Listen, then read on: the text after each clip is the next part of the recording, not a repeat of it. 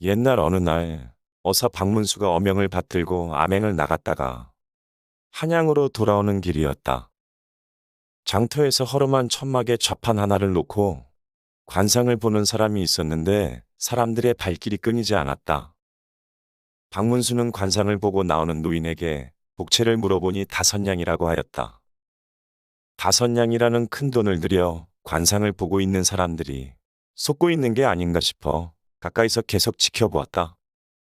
한 부인이 관상을 보러 왔다 하면서 들어갔는데 관상쟁이가 말하였다. 앞에 있는 글자 중 하나를 찍어 보시오. 부인은 한일 자를 찍었다. 그래, 무엇이 궁금한 것이오? 부인은 남편이 집을 나간 지 10년이 넘도록 돌아오지를 않아 죽었는지 살았는지를 알고 싶다고 말하였다. 관상쟁이는 한일자는 누워있는 형국이라 남편은 죽었으니 찾지 말라고 하였다. 남편이 죽었을 리가 없다며 부인은 한 번 더 점을 봐달라며 부탁했고 이번에는 약약자를 찍었는데 관상쟁이는 다음과 같이 풀이하였다. 풀초 아래에 가운데에 흰백이 있고 양쪽에 실사가 있으며 그 아래에 나무목이 있으니 목관에 실로 꽁꽁 묶인 백골이 있는데 그 위에 풀이 난 것으로 보아 남편은 죽은 지가 한참이나 되었다고 풀이하였다. 넌지시 옆에서 지켜보던 어사 박문수는 그 풀이가 참 신기하기도 하고 그럴싸해 보였다. 그냥 보고만 있기에는 더욱 의구심이 들어 자신이 직접 관상점을 보기로 했다. 박문수는 점을 봐달라며 천막 안으로 들어갔고 관상쟁이가 글자 중 하나를 찍으라고 하자 박문수가 전복자를 찍었더니 갑자기 관상쟁이가 큰 절을 올리며 아이고, 어사님 아니십니까? 저는 잘못한 게 없습니다. 라고 말하는 것이 아닌가? 어사 박문수는 너무 신기하여 어떻게 알았는지 풀이를 해보라 하자 한 사람이 서 있는데 점 하나를 찍은 것이 마패를 들고 있는 암행어사의 모습이라 말하였다. 그러면서 자신은 사리사욕으로 점을 보는 것이 아니라 봉행에 바치는 것이니 선처를 베풀어 달라며 빌었다. 어사 박문수는 알았다고 대답을 하면서 자신의 신분을 알아낸 것이 신통하여 고개를 갸우뚱거리며 천막에서 나왔고 동네 거지 한 명을 데리고 와서는 옷을 입혀 용모를 단정하게 하였다.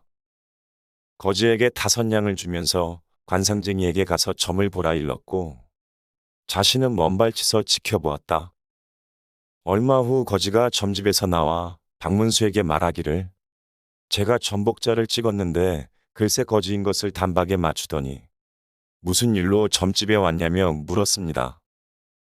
그리고 한 사람이 서 있는데 점 하나를 찍은 것이 바가지를 들고 있는 모습에 영락없는 거지라고 풀이해 주었습니다.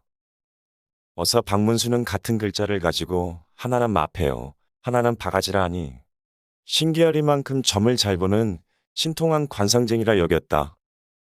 그 길로 궁에 입성한 박문수는 임금 영조를 아련하여 보고를 드렸다. 영조 또한 기이하게 여겨 자신이 직접 거지 행색을 하고 관상쟁이를 찾아갔다. 영조는 점을 보는 방법을 박문수에게 이미 들은지라 미리 준비한 글자에서 선택하지 않으면 점을 맞추지 못할 거라 여겼고 관상쟁이에게 자기는 떠돌이 거지이며 그를 전혀 모른다고 말했다.